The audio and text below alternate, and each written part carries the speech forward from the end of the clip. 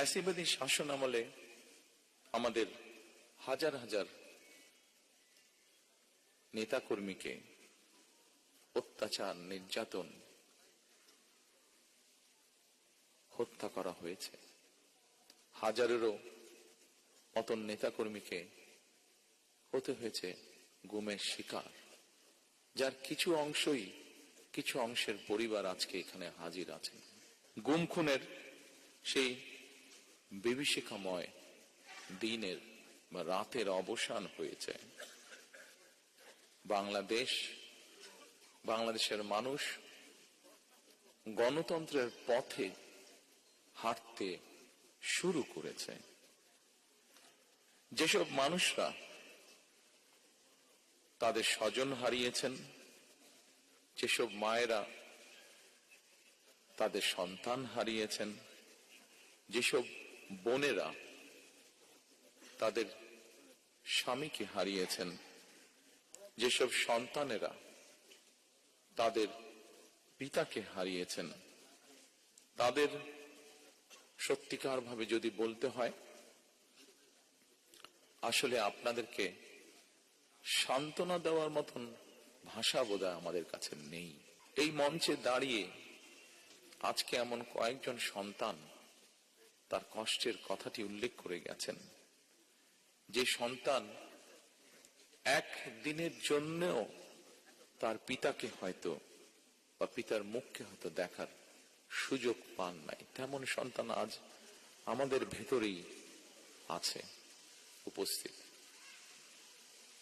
হয়তো বা একমাত্র আল্লাহ রাব্বুল আলামিন জানেন যে সন্তান তার পিতাকে না দেখার কষ্টের কথা এখানে বলে গিয়েছে। আমরা জানি না, একমাত্র রব্বুল আলামিন জানেন সেই সন্তান তার পিতাকে আবার কোনোদিন দেখবে কিনা। অনেক সন্তান এখনো অপেক্ষায় আছেন। আমি এখানে ঢোকার সময় মায়ের ডাকের পক্ষ থেকে কতগুলো ফটো এক্সিবিশনের মতন এক্সিবিট করা হয়েছে ওখানে। সেখানে একটি ছবি দেখেছি। সেই ছবি থেকে আমার মনে হয়েছে, আমার মনের সাথে সেই ছবিটি মিলে গিয়েছে মনের কথার সাথে।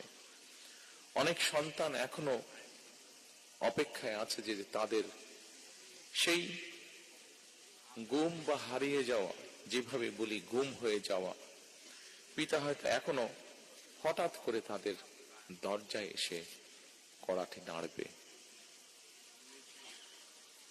অনেক মা হয়তো এখনো অপেক্ষায় আছেন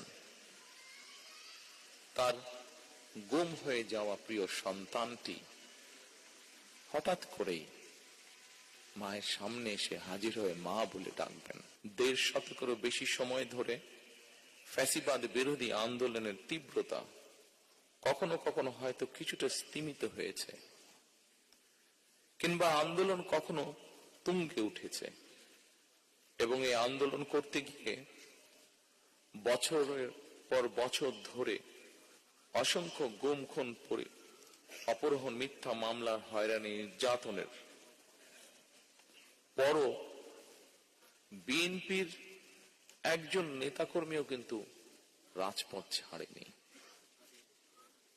একই পরিবারের এক ভাই গুম হয়েছে, আরেক ভাই গিয়ে তার জায়গায় পরের দিন রাজপথে আন্দোলনকে আরো তীব্রতর করার প্রতিজ্ঞার শপথ নিয়ে দাঁড়িয়ে গিয়েছে।